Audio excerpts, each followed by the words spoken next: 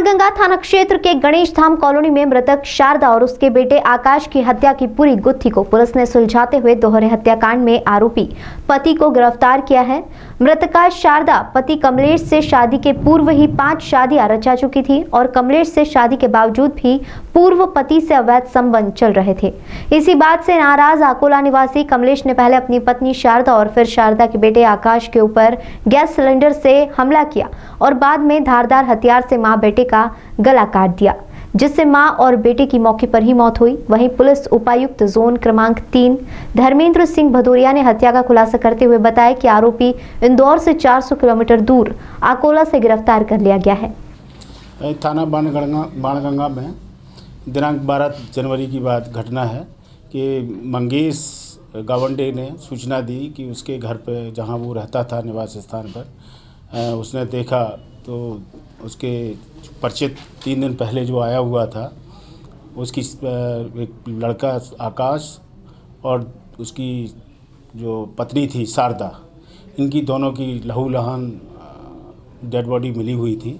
इसकी सूचना उसके द्वारा थाना प्रभारी बाणगंगा को दी गई, जिस पर तत्काल थाना प्रभारी बाणगंगा श्री सोनी जी पहुँचे मौके पे और वरिष्ठ अधिकारी हमारे एडिशनल एसीपी श्री मोटवानी जी, सचिकांत एडिशनल डीसीपी, ये लोग सभी पहुँचे, वैज्ञानिक अधिकारी। तो उन्होंने तत्काल जो है घटनास्थल पर पूरा बारीकी से परीक्षण किया घटनास्थल का और जानकारी मिली कि जो कुलदीप जो उसका परिचित का था वो वहाँ घटनास्थल से गायब था। पूछताछ पे उसने ये भी बताया कि कुलदीप और उसकी पत्नी शारदा और लड़का आकाश ये 3 दिन पहले जो है वहाँ उसके यहाँ आए थे सर कुछ काम करने के लिए कि इंदौर शहर में कुछ काम मिल जाएगा, उसके लिए आए हुए थे। तो सुबह ये चला गया था अपने फैक्ट्री पर रूटीन के काम के लिए, सोते हुए छोड़ गया था। उसके बाद जब शाम को 4 बजे वो वापस लौट के आया तब उसने देखा कि डेड बॉडी पड़ी हुई थी और उसने कुलदीप से संपर्क किया तो उसने बताया कि मैं जो है चाबी वहाँ रखती है, तू जाके देख ले और तू भी भाग जा।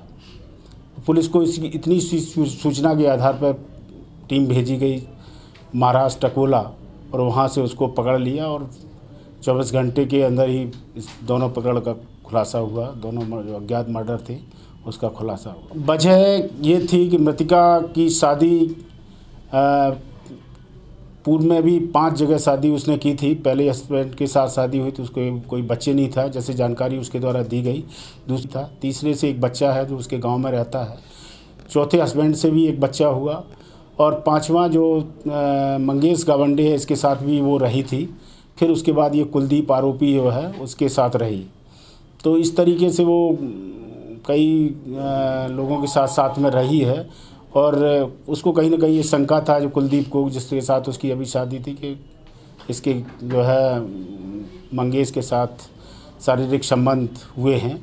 उन्हीं बातों को लेके उसने हत्या की है उसकी। नहीं, आया तो वो रोज़गार के उसमें था कि रोज़गार करने के लिए, लेकिन चूँकि वहाँ शारदा के मृतिका के साथ उसके शारीरिक संबंध थे जैसा उसने स्वीकार किया, तो वो भी एक कारण था।